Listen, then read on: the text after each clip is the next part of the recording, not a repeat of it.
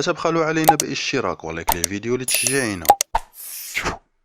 أثارت نظرة ليونيل ميسي إلى كريستيانو رونالدو خلال مباراة باريس سان جيرمان وفريق موسم الرياض تفاعلا كبيرا على مختلف مواقع التواصل الاجتماعي. وتداول نشطاء على مواقع التواصل الاجتماعي صورا ومقاطع فيديو للقطة رصدتها عدسة الكاميرا لحظة نظر ليونيل ميسي إلى كريستيانو رونالدو. واختلفت تعليقات رواد التواصل الاجتماعي على النظرة، فهناك من علق عليها بالقول نظرة بألف كلمة، فيما علق آخرون بأن نظرة ميسي لرونالدو هي نظرة إعجاب واشتياق وتعبير من الأرجنتيني عن سعادته بالمباراة التي جمعت النجمين. وهناك من قرأ النظرة من زاوية مختلفة. وفي هذا السياق أكد معلقون على مواقع التواصل أن زمن المقارنة بين النجمين قد ولى بعد انتقال رونالدو إلى النصر السعودي.